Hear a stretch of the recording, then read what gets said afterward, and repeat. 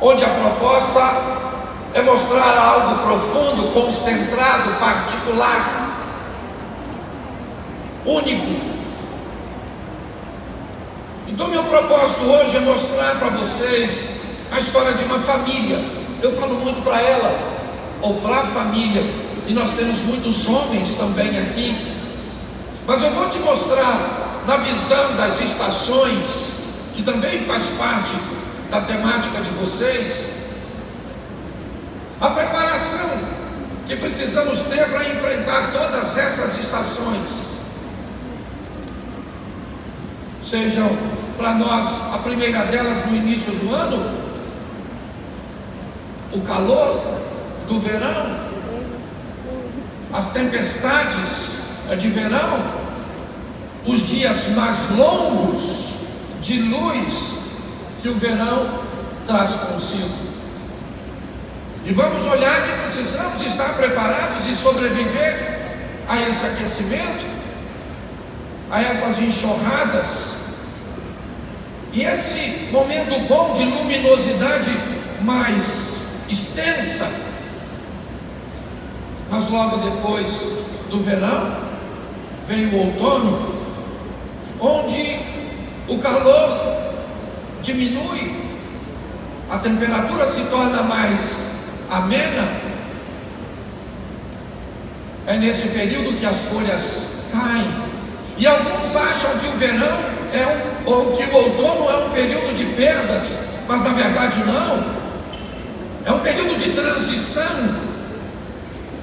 É um ambiente onde a vida vai te dar a oportunidade de se renovar lá na frente, e para que novas coisas aconteçam.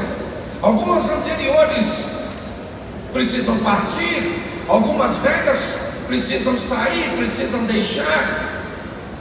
Por isso que o tempo inteiro pessoas estão partindo, o tempo inteiro estamos vendo coisas indo embora, e algumas pessoas se apegam demais a essas coisas e não conseguem sobreviver a este período transicional, e podem até chamar esse período de perdas. Eu já vi muitas pessoas em suas palestras tratarem o outono como um período de perdas. Eu prefiro falar transições. Eu prefiro optar por olhar para esse ambiente onde coisas estão indo, para dar espaços para novas coisas chegarem. O outono é um período que acaba paralisando muitas pessoas, porque perdem namorados, perdem amigos, perdem empregos, ciclos se fecham e pessoas se aprisionam, enfrentam muita dificuldade de transicionar. Depois do outono vem o inverno, e o calor que trazia um ambiente extremamente escaldante e transicionou para o ameno do outono, agora vê o inverno chegar. Algumas pessoas não gostam dessa estação. Essa estação traz consigo para alguns um esfriamento. Ao contrário do verão, as noites agora são mais longas, ao invés dos dias do verão. É um ambiente que, dependendo do local, os animais utilizam-se para migrar, para mudarem de lugar, para transicionarem, porque a vida pede movimento. A vida lida com movimento. Não há nada pior que entrar numa casa que está sempre limpa, sempre organizada. Nunca há nada fora do lugar. Não tem uma almofada fora do lugar. Não tem uma pasta de dente manchando um pedacinho do lavatório.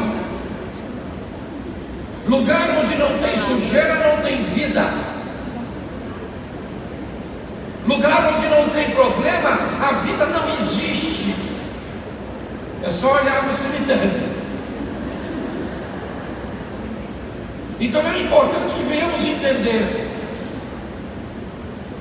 que precisamos também sobreviver a esse ambiente de esfriamento no casamento.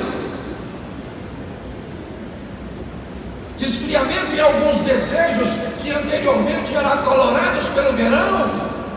Propósito, desejo de estudar, de emagrecer, de rejuvenescer, de ter filhos, que eram tão fortes no calor do verão.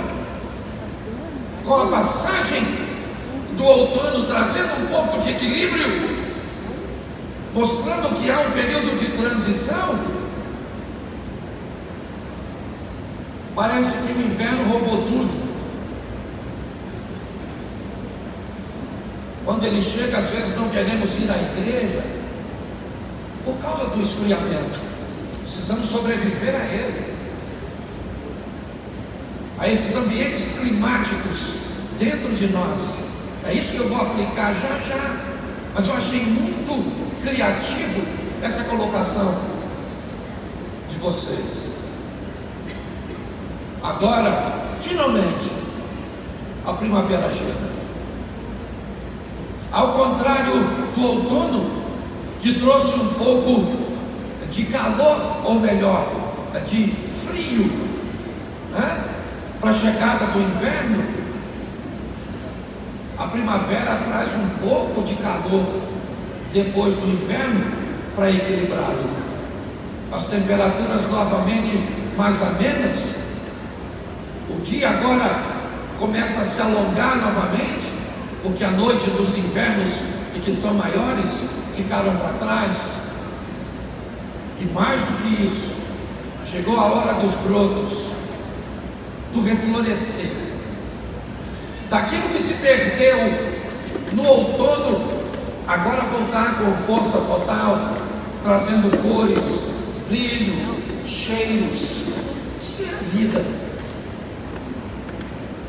E a proposta é sobreviver a tudo isso. Note que nós temos 4 climas, 2 extremos e 2 equilibrados. Temos o calor do inverno ou do verão, o equilíbrio do outono, o frio do inverno e o equilíbrio da primavera. E parece que a proposta bíblica é sempre essa: fuja da extremidade, caminhe num ambiente de equilíbrio. E para isso eu vou te mostrar uma das histórias que eu mais amo. Um homem, me permita, é um evento de mulheres, mas você precisa sair daqui levando uma mensagem para seu marido. Aliás, você vai levar diversas. Eu vou te dar o nome da mensagem: deveres de casa. Quantas mulheres casadas temos aqui? Levante a mão. Meus sentimentos. Quantas solteiras temos aqui? Levante a mão. Pode notar que o grito delas é mais fininho, mais envolvente no riso. Elas são felizes. Tá certo? Você um dia também já foi. Então minha proposta é mostrar a você como você pode se posicionar. Mas é importante olhar que um homem pode oferecer direções extraordinárias. O personagem que eu vou citar agora, o ambiente que eu estou deve ser conhecido por quase todas, mas ele não é um dos personagens mais famosos da Bíblia.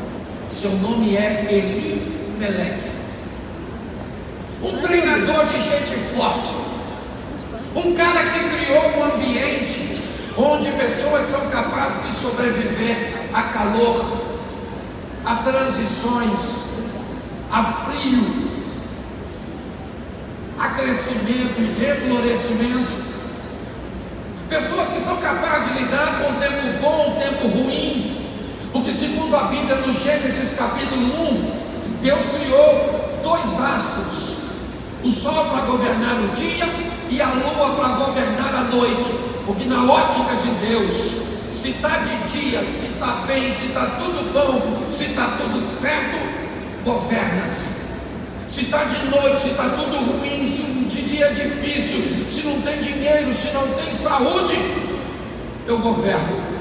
Eu governo de dia ou eu governo de noite? Será que não foi por isso que José sonhou com sol e lua, astros de governo, já que ele seria governo de dia na casa de Potifar e governo de noite na prisão?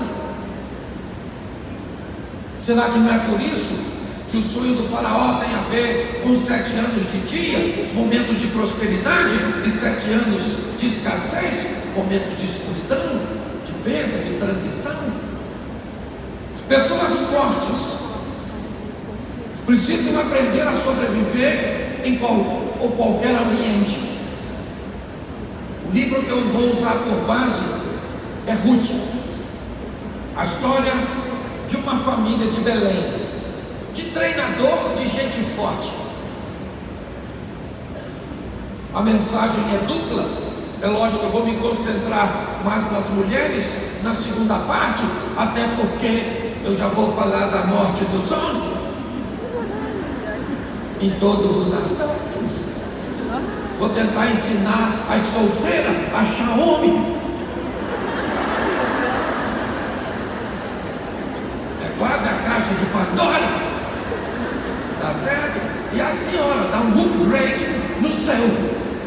Voltar para casa, certo? Para transformar esse homem. Então preste atenção. Vamos aqui.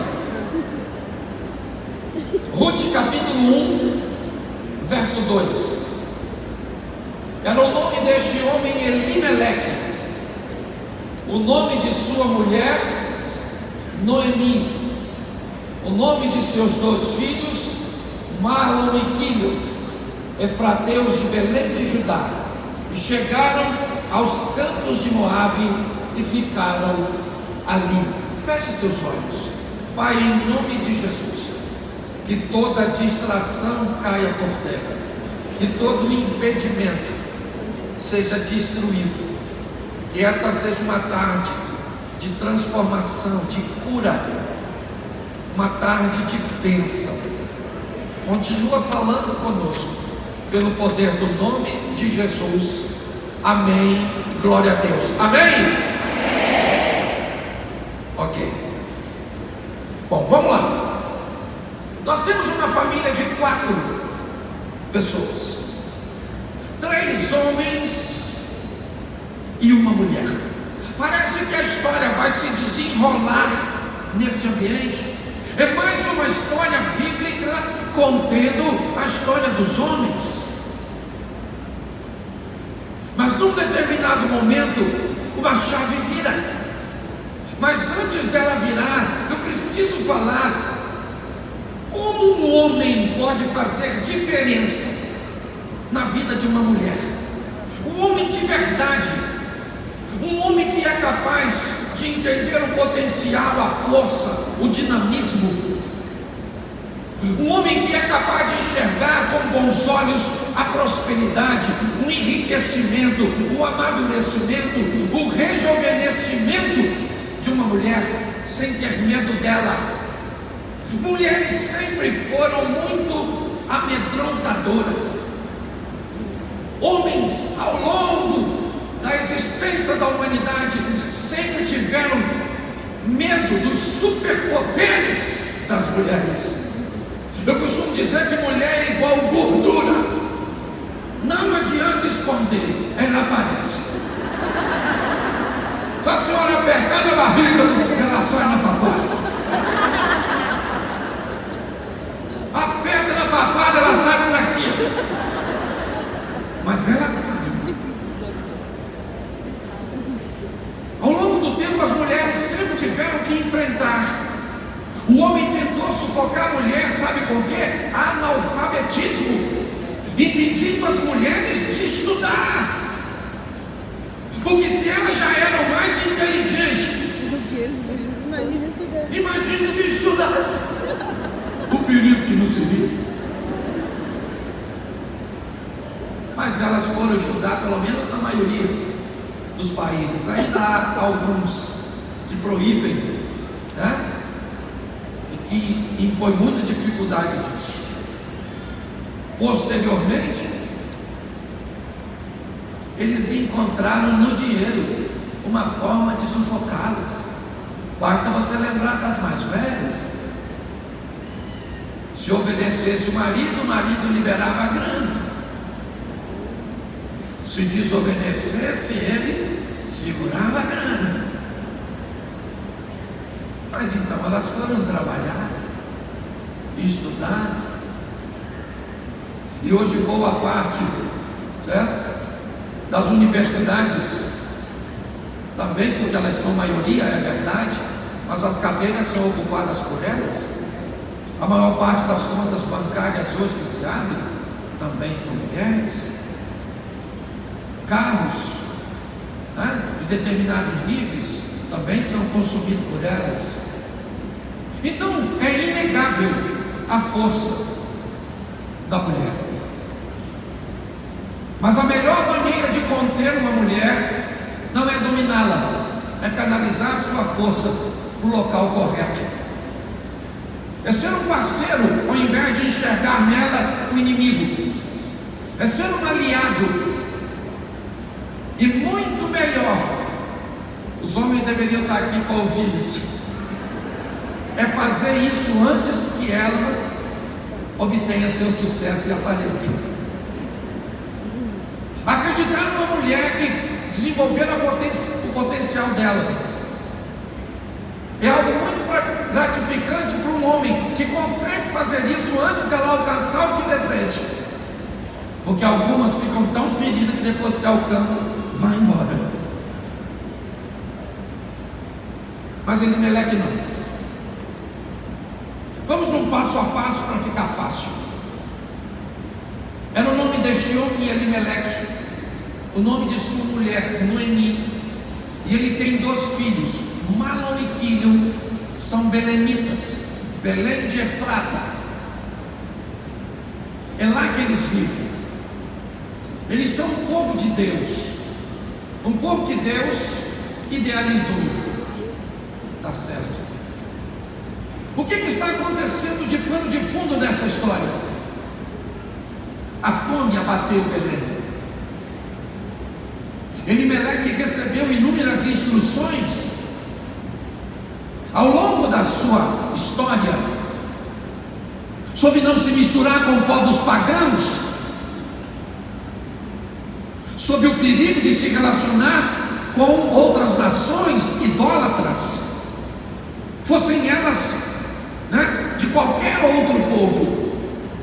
Mas Moisés fez questão de deixar orientações sobre moabitas. Mas o que acontece é que este homem está vendo a fome chegar na casa de seus vizinhos. A comida está acabando na casa do vizinho da direita, do vizinho da frente, já acabou na casa de algum parente. Então há uma indicação, a fome está vindo na sua direção, e Elimeleque precisa fazer alguma coisa, e o que ele tem a fazer não é fácil, é para gente forte. O que ele tem a fazer é para pessoas que estão preparadas para a vida. Ele precisa deixar Belém. A comida em território moabita, então é para lá que ele vai levar sua família. Mas não é perigoso? Sim. Mas não é arriscado? Sim. Mas não há restrições? Sim. Mas a pergunta é: que tipo de gente ele está levando? Não é para onde está indo, é quem ele está indo. Qual é a preparação que Elimeleque deu a seus filhos? Será que eles não podem se perder? Será que a mulher dele não pode se perder em território moabita? Sim. Mas pessoas não precisam ir muito longe da igreja para se perder. Pessoas não precisam estar muito longe da Bíblia para se perder. Basta ter uma má orientação, basta ter um fundamento raso. E qualquer ambiente é capaz de persuadir e de mudar pessoas. Mas pastor, na minha casa não está faltando comida. Está certo, é só nós adaptarmos. A fome de hoje, mulheres, não é de arroz e feijão, é de respeito, carinho, admiração, elogio, reconhecimento. A fome que as pessoas enfrentam hoje é essa. São desejos de estar dentro de casa e ver um filho dizer: obrigado, mamãe, eu te amo.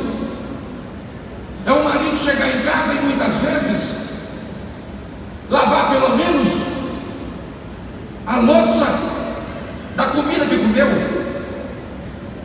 para trazer um pouco de alívio.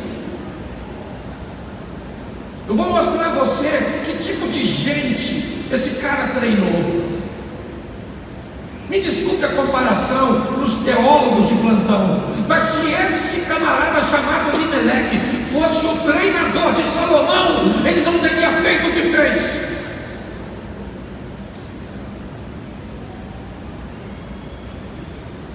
Nós precisamos preparar pessoas fortes, pessoas prontas para enfrentar as estações, sejam elas boas, equilibradas e amenas, ou extremas.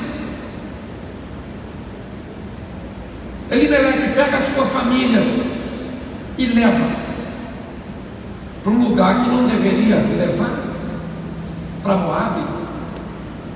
O que é isso, pastor? Isso é o que pessoas fortes fazem quando a crise chega.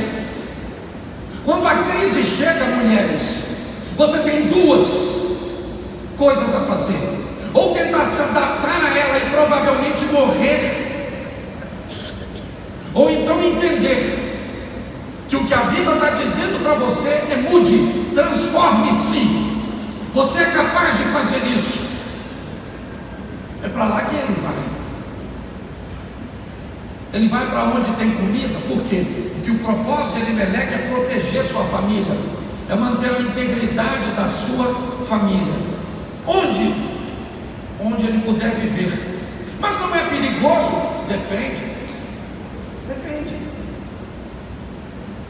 Depende de que tipo de gente você treina.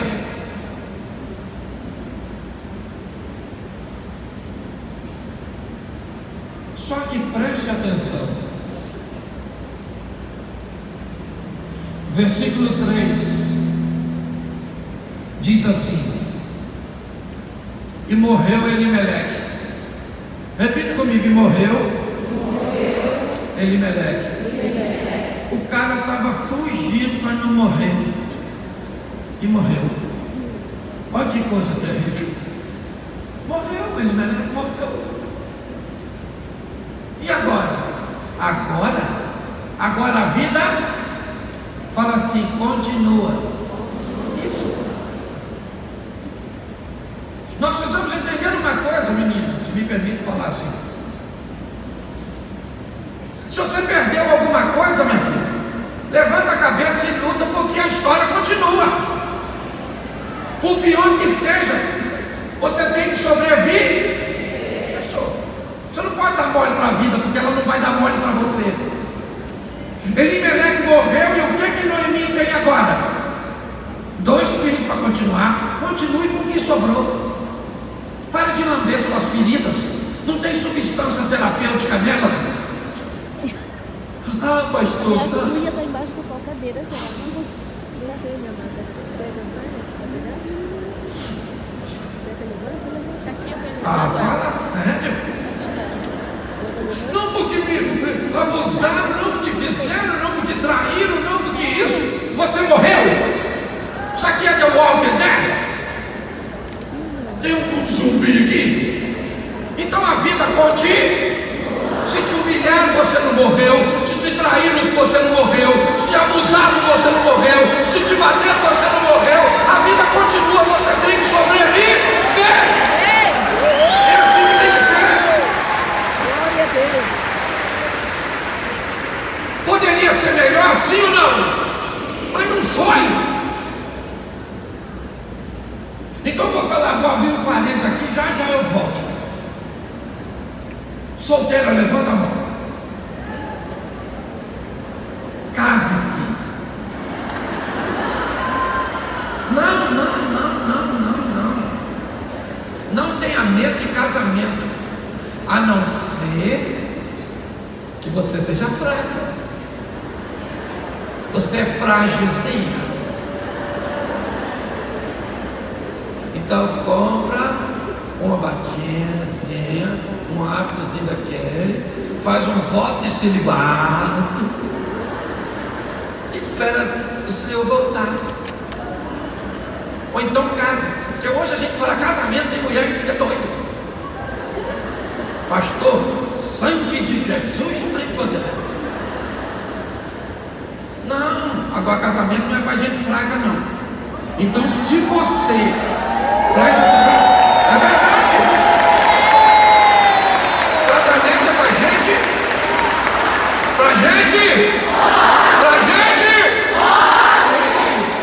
Agora tem que saber escolher. Escolhe qualquer porcaria. Ah, porque é bonitinho. Manda vir da China. Você está rindo, mas é sério. Então, só no parênteses aqui, deixa eu acertar aqui com a turma do som, que eu tenho de puxar para cá e eu arrebento eles. Vou ficar aqui quietinho. Deixa eu falar assim, óbvio. Mulheres, os homens estão sumindo. O homem está igual o mico, leão morado. A senhora vê só em cativeiro. Se a senhora tem um homem que procura a senhora 3, 4 vezes por semana, aquele tipo que não tem vergonha na cara, a senhora diz que é amanhã ele está lá. A senhora cala essa boca e não fala para ninguém. Esse tipo de homem, ele já acabou. Quer namorar um menino, leva ele para tomar um banho de piscina. Vê como ele entra. Se for homem, ele mergulha.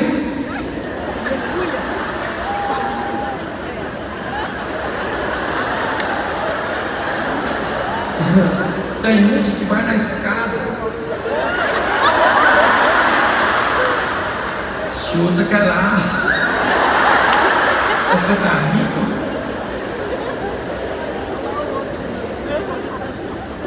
Esse dia uma moça falou assim: pastor, eu quero um homem bonito, inteligente, rico, crente, fiel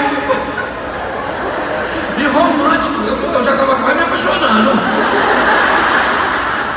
Eu falei: menino, se você achar um cara desse solteiro, faz o seguinte, procura um homem, o resto você ensina.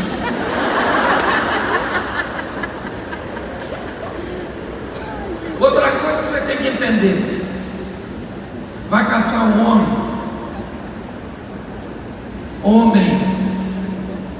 vai procurar um homem. Sou eu aqui que estou mexendo aqui. Eu vou ficar aqui agora. Se eu não sair daqui, me arrumo uma cadeira. Escute só. Quando você casa, você entra num ambiente chamado monogâmico. Repita isso. Fala assim: monogâmico. Tu sabe o que é esse troço ruim? Isso é a eleição de uma única pessoa. Tem mais de 8 bilhões de homens. 8 bilhões de pessoas. Homem tem menos da metade. Não vou contar não, porque vai dar ruim. Você só pode arrumar um para tu. A possibilidade de você errar é grande. É um. Então você vai precisar ser forte para fazer isso. Casamento não é para criança. Casamento é vitalício. A porta de saída do casamento é para baixo. Tá afim? Então pense antes de entrar, entendeu? Entendeu, meninas? Tá certo? Mas não desista de casar, só se fortaleça antes. Vou voltar para o texto aqui. O Elimeleque morreu. E agora, olha que coisa interessante. Ele vai ter, ou ela vai ter que lutar com o que sobrou. Sabe o que sobrou para Noemi? 2 filhos. E ela vai ter que tocar a vida. Repita para quem está do seu lado assim: a vida é dura para quem é mole. Agora sabe o que vai acontecer? Depois você lê. Os 2 meninos vão se casar com mulheres moabitas. Ô gente, se já era meio desconfortável ir para Moabe, imagine se casar com mulheres moabitas. Mas os meninos se casam. Por quê? Fale para mim. Pense aí, por que eles se casam? Eles estão em território moabita, sim ou não? Sim ou não? Se casaram com mulheres moabitas? Mas eles vão ensinar uma coisa que nós crentes principalmente precisamos aprender: nos adaptar sem negociar nossos princípios. Nós vamos ter que estudar, sim ou não? Nós vamos ter que trabalhar, sim ou não? Nós vamos ter que negociar, sim ou não? Mas não precisamos negociar nossos princípios. Você é mulher, você tem que andar na moda, sim ou não? Sim ou não? Claro que sim! A cor da moda é ou não é? Sim ou não? As imagens da moda. Tempo atrás tinha abacaxi. Hoje eu não sei mais o que é que muda. Agora só tem que andar com os mamás aparecendo? Não. Se tinha uma dona for tirar foto comigo, eu achei que eu estava tirando foto com a mimosa. Falei, dona, sangue de Jesus tem poder? Que história é essa? Esse dia eu vi um membro da igreja, uma menina, que caminha lá comigo, eu sou pastor. Eu olhei ela na rua. Falei, sangue de Jesus. Tosquiaram minha ovelha. Então deixa eu falar uma coisa para você. Nós temos que viver sim. Daniel foi para a Babilônia, sim ou não? Mas se perverteu na Babilônia? Não. José foi para o Egito? Sim. Mas se perverteu no Egito? Não. A menina foi para Damasco, para a Síria? Sim ou não? Para a casa de Naamã? Mas se perverteu? Não. Porque nós somos fortes o suficiente para entrarmos nos lugares e mudarmos de lugar através do poder do Deus que nós carregamos. Nós temos que aprender. Uma adaptação é um convívio que tenha envolvimento sem comprometimento. Isso. Às vezes nós temos amigos, temos vida social. E às vezes, por exemplo, eu tenho amigos que não são cristãos e são amigos, quase irmãos. Eles fazem aniversário, tem bebida, tem umas músicas esquisitas, tem umas donas aqui esquisitas, Aí eles falam, Cláudio, você vai lá fazer uma oração? Eu falo, claro que eu vou, irmão. Começa que horas? Começa às 16 horas no sábado. Beleza? Eu chego 16. Tem pouca gente. Ninguém bebeu o suficiente. Sabedoria. As donas ainda estão vestidas. Não tem ninguém bêbado. Eu então chego no início, faço a minha oração, deixo uma palavra de bênção, tomo um refrigerante e fico de olho no ambiente. Quando eu senti que ele mudou, aí, gente, Deus abençoe, um grande abraço, louvado seja o Senhor.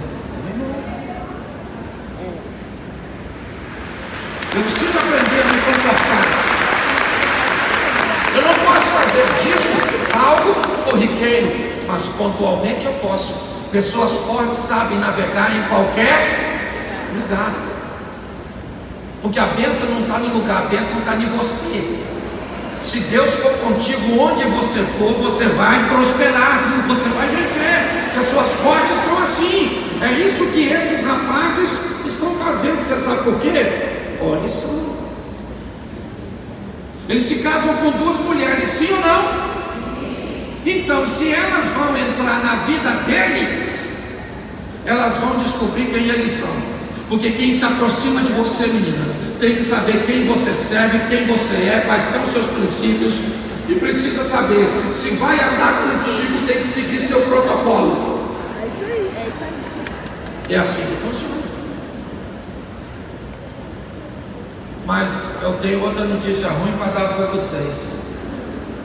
O verso 5. Morreu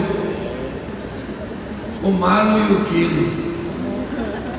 Puxa, pensa numa coisa chata. Acabou os homens. Morreu Elimeleque. E agora morreu os dois rapazes. E aí vai uma lição para os homens aqui. Nós estamos morrendo. Eu fui esses dias falar no encontro de terceira idade. Tinha 40 viúvas. 40 viúvas. E 3 viúvos. E os 3 viúvos já estavam partindo. E as viuvinhas tudo em pé. Eu fiquei louco. Cheguei em casa, olhei para minha mulher e falei: aqui tu morre primeiro. Ela falou: o que foi, Cláudio? Eu falei: não é possível. E sabe por que o homem morre cedo? Principalmente hoje, com a tecnologia moderna, porque não se cuida. Volta para casa. Se o seu marido for bom, for ruim, não avisa não. Mas se ele for bom, impulsiona ele, fala: vai no médico, meu filho. Há um tempo atrás, eu estava sentindo umas coisas esquisitas. E aí eu fui no médico para fazer um exame. E dentro dos exames que eu fiz um PSA. E o meu PSA deu altíssimo. E o médico falou: pastor, seu PSA está alto demais, a condição é novo para ter um PSA desse. Eu falei: é, doutor? Ele falou: é. Isso me deixou alarmado. Eu falei: se deixou o senhor com o meu PSA, você imagine eu, que o PSA é meu. Fui para casa, mas fui. E o homem é assim, qualquer coisa ele já pensa que vai morrer. Ele acha que é forte. A senhora levanta com 39 de febre, bota as crianças para o colégio, lava a roupa, arruma a casa, toma um antitérmico, faz comida, recebe as crianças. Ele chega à noite, a senhora dá o jantar, ainda faz amor com ele e vai dormir. Ele tem 37,5. Amor, nossa, vê se eu não estou quente. Não estou? Pois é, menina. Boca amarga, corpo dolorido. Não vou trabalhar essa semana, não. E é forte. Eu fico imaginando se um homem menstruasse. Ia ser um negócio fantástico. Sério, que bolado. As empresas paravam tudo. Você está rindo, mas é sério. Aí minha mulher me viu meio calado. Eu pensei logo: vou morrer, câncer de próstata. PSA. Minha mulher falou: o que foi, Cláudio, que você está quieto? Eu falei: menino, não ia te falar não, sabe? Olha o meu exame aqui, PSA alto. Ela falou: vai no neurologista para te examinar. Falei: Não pedi sua opinião. Aí falou: Cláudio, eu vou mandar marcar. E mandou um amigo meu marcar, um amigo médico, marcar com outro amigo, que não era a especialidade dele, marcou com o urologista. Ainda falou comigo: quer que eu vou contigo? Eu falei: me livra dessa vergonha. Não quero nada não, eu vou. Cheguei lá no urologista, o cara grandão, olhou para mim e falou assim: tá tudo bom, pastor? Eu falei: ô doutor, a suspeita de coisa ruim. E até para descobrir que não tá ruim, é ruim. Ele falou: entra ali naquele quartinho. Entrei no quarto com uma porta só, sem rota de fuga. Ele falou: tira a roupa. Eu falei: como assim? Eu sou crente. E fiz um dos exames mais horrorosos da minha vida. Mas foi através daquele exame, impulsionado por minha mulher, que eu descobri que eu não tinha o câncer. Mas precisei de uma mulher do meu lado, me motivando. Você está entendendo? Porque se eu não tivesse coragem, talvez hoje aquilo teria se desenvolvido. O pior foi quando eu saí, a recepcionista estava lá. E aí, pastor? Eu sem olhar para ela, eu falei: moça, eu tenho que pagar para ele fazer aqui comigo?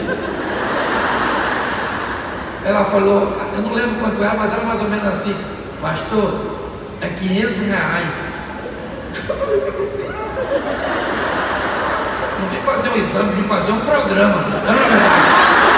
Então entenda, eu preciso motivar você, mulher. Porque você, quantas mulheres aqui já fizeram preventivo? Levanta a mão. Louvado seja Deus. Vai todo mundo. Se isso aqui é homem, e eu pergunto, quantos homens aqui já fez exame de próstata? Até quem fez.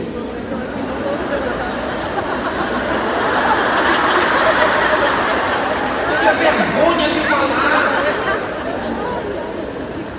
Pastor, o que você está querendo? Eu estou querendo mostrar a força de vocês. Eu estou querendo mostrar para vocês o que o mundo anda tentando apagar. Eu estou dizendo para vocês virar fortes, eu não preciso virar homem.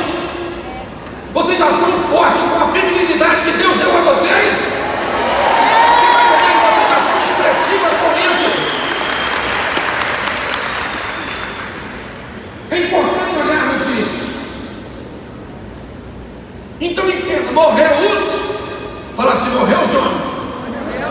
E o que sobrou? 3 mulheres. E agora que começa a pregar. 3 mulheres. Uma sogra e 2 noras. Pensa. Um dos relacionamentos mais difamados ao longo dos anos. Sogra e nora. 3 mulheres. Sim ou não? Sim ou não? Sim. E agora preste atenção na conduta dessas mulheres. É isso que eu quero que você entenda. Sobrou Noemi, que foi casada com Elimelec, um homem fantástico. Quando você vê os valores desta mulher, sua expertise, sua maneira de conduzir, ela é fantástica. Eu vi uma mulher fazer isso. Eu falei isso aqui ano passado e vou repetir. Minha tia Ercília. Pensa numa velha sábia. Ela era casada com um homem rude, que meu tio, um mineirão bravo. E minha tia, uma capixaba branquinha, mandava no meu tio, sem ele saber. E eu não podia falar nada, porque naquela época a criança não se metia. Eu estava um dia em casa, e minha prima começou a chorar. E aí eu corri para o quarto para ver por que ela estava chorando. E aí minha tia também foi. E ela falou: eu estava querendo morrer. Eu falei: gente, o que foi? Ela falou: meu pai não me deixa sair. Minha tia falou: calma. Mãe, ele não me deixa sair. Minha tia falou: calma, ele vai deixar. Não vai, ele falou que não deixa. E não deixava mesmo não. Eu tinha bravo. Minha tia falou: enxuga suas lágrimas, espera aí que você vai sair. Vou lá falar com seu pai. E eu pensei comigo: não vai sair. Meu tio não vai deixar. Foi minha tia. Chegou lá e falou assim: Domiciano. Ele falou: Meu tio era daquele homem que se a minha tia falasse eu te amo, ele falava obrigado. Só para você entender. Ele falou: o que foi? Ele falou assim, ela falou assim: a Graça quer sair. Ele falou assim: não vai.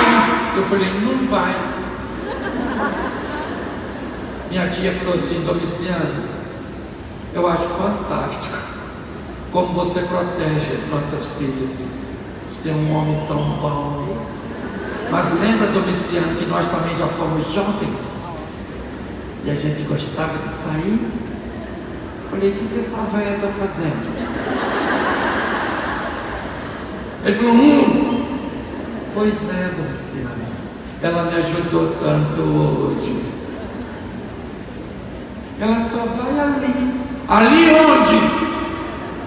Ali com as filhas do vizinho na frente.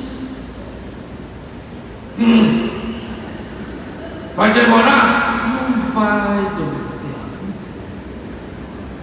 Agora mesmo eu vou no portão olhar. Ó, eu vou deixar, hein? E eu pensei: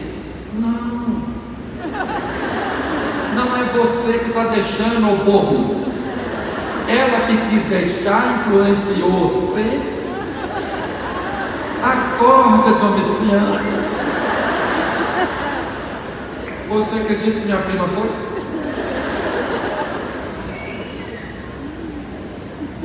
Noemi era uma mulher extraordinária. O que sobrou foi 3 mulheres, ou foram 3 mulheres. E agora, momento ruim, 3 viúvas. Eu não sei como funcionavam as leis de Moabe,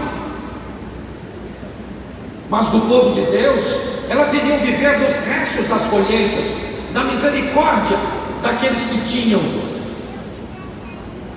do resto da prosperidade dos outros. Mas Noemi vai fazer uma coisa: mulher, grave o que eu vou lhe falar agora. Se o resto passar em branco, esse ponto não pode passar. Capítulo 1, verso 6. Então se levantou ela, Noemi, com suas noras, voltou dos campos de Moabe, porquanto na terra de Moabe se ouviu que o Senhor tinha visitado o seu povo dando-lhe pão. Quando saiu do lugar onde estivera, e as suas 2 noras com ela, indo elas caminhando para voltarem à terra de Judá, disse Noemi às suas noras: ide, voltai cada uma à casa de sua mãe, e o Senhor use convosco de benevolência, como vós usastes com os falecidos. Preste atenção. Noemi vai fazer algo fantástico. Tem 10 anos que ela está em território moabita. 10 anos que essas meninas moram com ela. E agora ela vai voltar para Belém. Mas ela vai fazer um processo seletivo. Escute aqui, mulheres. Um processo seletivo. Ela vai dizer para as suas 2 noras: voltem para a casa de seus pais, sejam felizes, casem-se de novo, vão embora, meninas, podem ir, eu estou liberando vocês. Por quê? Porque ela só queria quem fosse com ela, quem quisesse ir de verdade.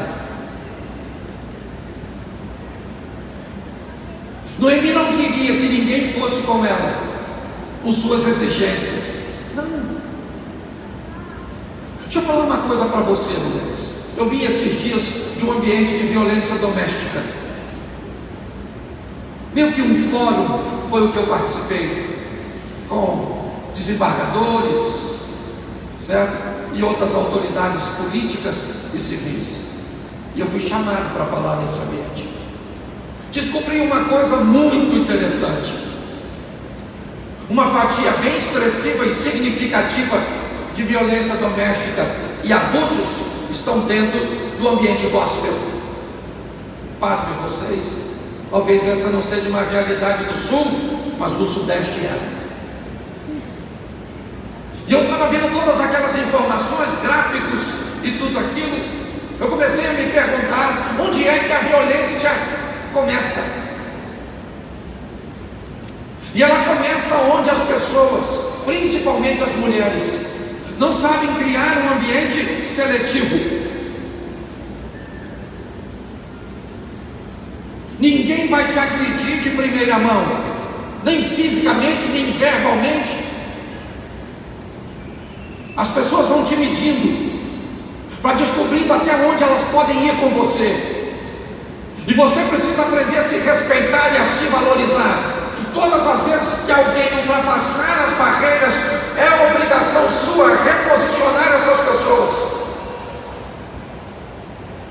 É assim que funciona. O que falta para a maioria de nós não é espiritualidade, não, é decisão. E é por isso que tem tantas pessoas feridas, vivendo de experiências momentâneas em ambientes religiosos, espasmos espirituais, onde Deus quer te curar, mas não adianta te curar se você vai permitir que alguém venha te ferir de novo.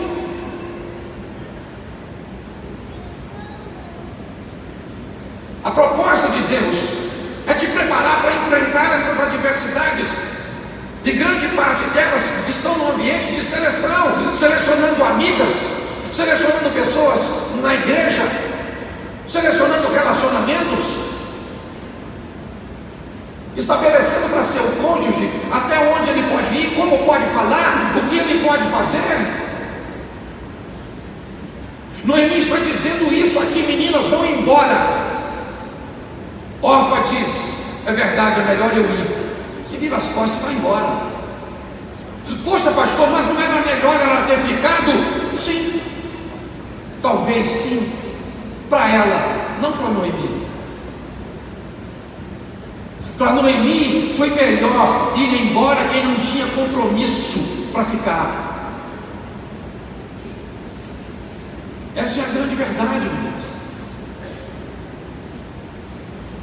Se alguém vai ficar na sua vida, se alguém vai estar perto de você, precisa ter compromisso com o seu modelo de vida. É assim que funciona. Eu vou falar uma coisa para vocês que talvez pode criar um pouquinho de transtorno, mas eu sou pastor há quase 10 anos, ainda não tenho tanta experiência. Aqui nós temos pastores muito mais experientes, mas a grande maioria das pessoas que eu conheço que caminham comigo vão morar no céu. Eu sei que vão, porque eu conheço o coração delas. São pessoas que estão num processo de santificação, ainda tem algumas recaídas, mas conhecem a misericórdia, estão lutando. Mas a maioria das pessoas que eu sei que vai morar para o céu, vai morar no céu, vai viver o inferno aqui na terra antes de ir para o céu.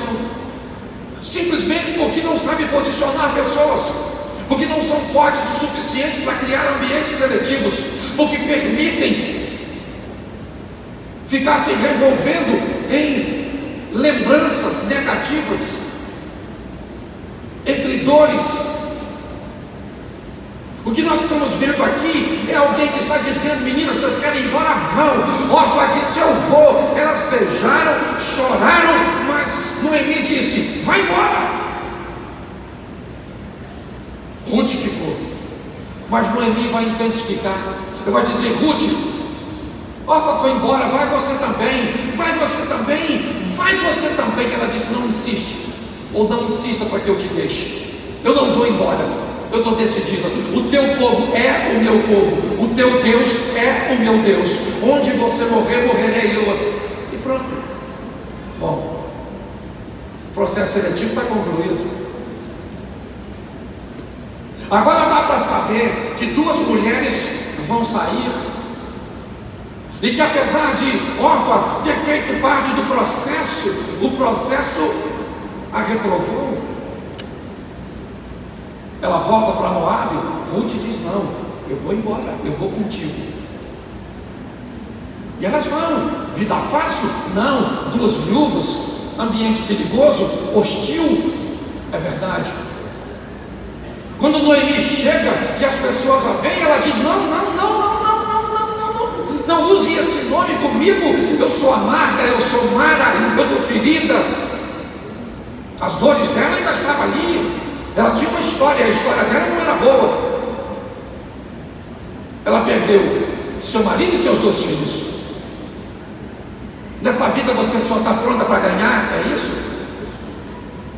Você só vai ser feliz se emagrecer? Você só vai ser feliz se casar? É isso? Como é que as coisas funcionam para você? Qual é o modelo que você colocou na sua mente? As coisas não estão boas para elas, mas elas estão ali, lutando, e lutando de uma forma extraordinária. Nós vamos descobrir verdadeiros valores neste relacionamento e nessas mulheres. Teu povo vai ser meu povo, teu Deus vai ser meu Deus. Eu vou com você até que há morte, ou somente a morte vai nos separar. Vamos embora. Então vamos para Belém. As 2 vão. Chega em Belém, a situação não é boa. Ruth fica com a incumbência de buscar recursos fora. Noemi fica com a incumbência de tomar conta da casa. Está certo. Elas estão juntas. Só que tem alguém olhando tudo isso, mulheres. E esse alguém é Deus.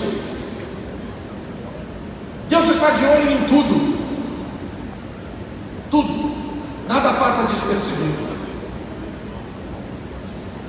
E agora, quando Ruth está catando algumas coisas num território, me parece que a providência de Deus estava à frente dela, porque é assim que funciona. Quando assumimos um posicionamento de lealdade, quando entendemos que precisamos sobreviver às adversidades, para eu chegar onde eu estou hoje, eu tive que vencer muitas coisas. Foram muitas humilhações, muitos abusos e tentativas de abusos, muita escassez, mas eu não fui o único. Provavelmente tem gente aqui que sofreu muito mais do que eu, e tem gente que sofreu muito menos do que eu, porque a vida sempre vai colocar no nosso caminho pessoas que nós podemos estender a mão para levantar, ou alguém que nós podemos estender a mão para que nos levante, mas a vida tem que seguir.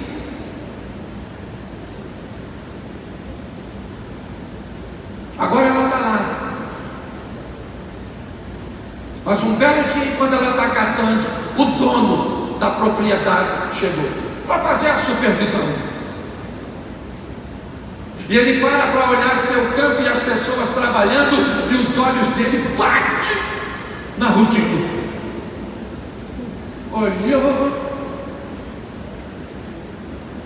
falou: Ruth, nossa, que mulher legalzinha. Perguntou alguém: quem é aquela? Ela falou: aquela é Ruth, é, que veio com Noemi, a Moabita. Ele falou: legal, ela, hein? Poxa, gostosinha.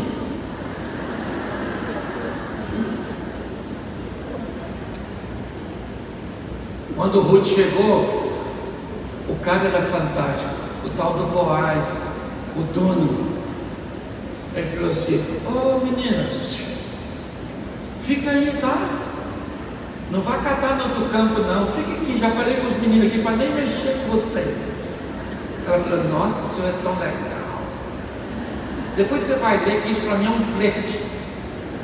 Outra ocasião, ele está comendo, ele falou para ela assim: molha o pãozinho aí, filho, e bote na sua boquinha sua, que o Senhor te dê condições de alcançar aquilo que você procura, e ela deve ter pensado: é um homem, estou caçando um, nossa, estou morando com uma velhinha, estão precisando de um resgate. Isso é uma história extraordinária. Eu fico lendo a Bíblia, eu fico maravilhado de como pessoas têm poder de reação. Olha só, agora parece que o negócio intensificou. O Boaz falou para os empregados dele: ô rapaziada, quando você estiver catando, para vocês olhar para trás, e quem vier atrás for Ruth, deixa as coisas boas para ela, menina legal, né? Um dia ela chegou em casa cheia de coisa. Depois você lê, que eu não sou obrigado a ler tudo. A sogra, a velha. Porque isso é que é fantástico, é uma parceria. Certo? É a coroa trazendo conhecimento e a garotinha trazendo força. Eu aprendi que no casamento você vai precisar de duas coisas: força e direção. Se um casal tiver força e direção, se uma família tiver força e direção, ela vai longe. E agora, Noemi faz uma leitura. Onde você trabalhou? Ela disse: eu trabalhei na terra de um homem chamado Boaz. E ela disse: para ele ter deixado tudo isso para você, significa que Deus ainda está do nosso lado. Ela começa a enxergar as coisas. Eu preciso que você entenda. Até agora eu falei de dor, de perdas, de morte, de abandono. Mas eu estou falando de alguém que não paralisou, de alguém que prosseguiu, de alguém que foi em frente. Que se era verão, inverno, outono ou primavera, a vida continua. Uma estação abre espaço para outra. O que vai revelar de verdade é o que está dentro de você. A base dessas mulheres eram fortes demais, eram lutadoras, e agora elas começam a enxergar o que Deus está fazendo.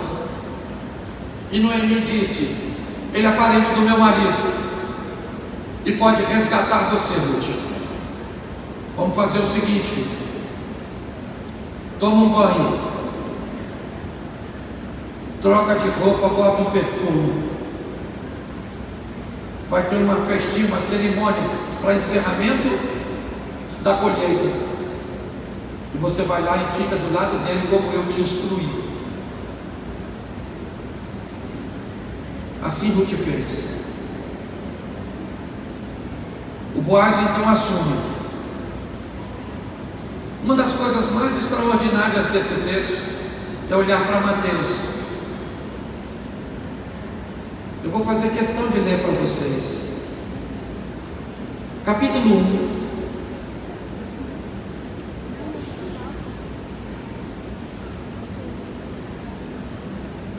Verso 5.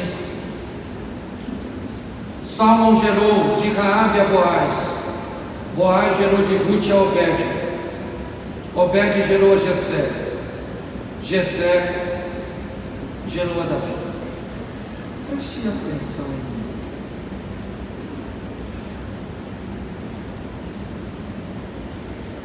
Boaz se casa com Ruth, dá luz a Obed, que é pai de Jessé, que é pai de Davi.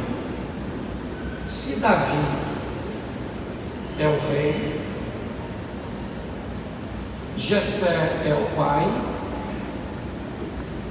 Obed é o avô, Boaz é o bisavô de Davi.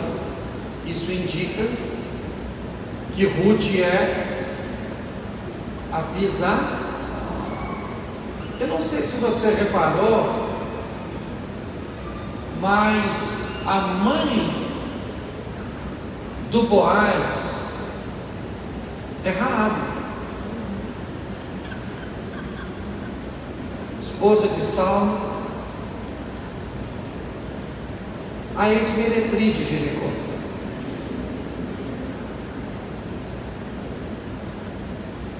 Uma mulher que deixou seu passado para trás, para viver um futuro, quando o Evangelho, se é que eu posso chamar assim no Velho Testamento, deixa eu corrigir, quando a palavra de Deus passou por Jericó, porque a palavra de Deus passou no Egito e ela tirou Sara, ou Agar, a egípcia. A palavra de Deus passou também em Moabe e tirou a Ruth, passou em Jericó e tirou Raabe, porque ela vai passando, pegando mulheres, e aqui me permita falar delas, feridas, machucadas, com passado ruim, com lembranças desagradáveis, e dando a essas mulheres a oportunidade de viverem coisas novas. Mas para viverem coisas novas precisam se livrar das velhas, das coisas antigas.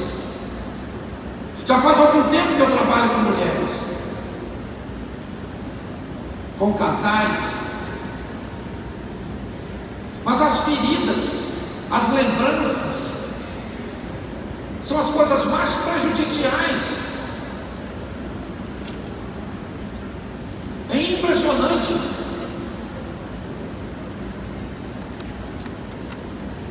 Eu posso, talvez para mim como homem seja mais fácil, talvez, eu não sei,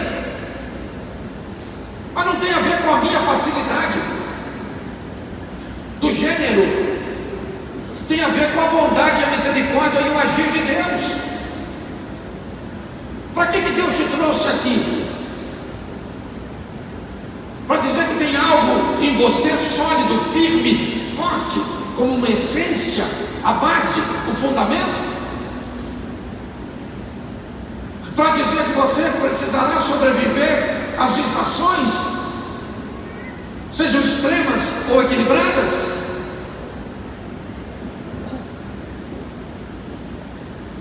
Mas quando é que isso vai acontecer? De verdade. Eu vivi a minha cura um dia. Isso mudou minha vida para sempre. E eu sei, eu tenho certeza disso, que mulheres precisam ser curadas nessa tarde. Que você precisa ter um encontro com você mesmo. Não é com Deus, me permita, pelo menos na minha mensagem de agora. O encontro é com você. É a hora de você encontrar com você mesmo e abrir esse quarto, que a chave está na sua mão, não está na dele, para que ele possa, através da sua abertura, fazer o extraordinário.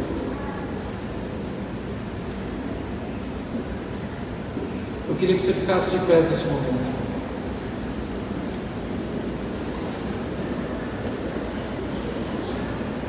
Eu queria que você fechasse seus olhos, mas fechasse mesmo. Alguém no teclado aqui? Feche seus olhos.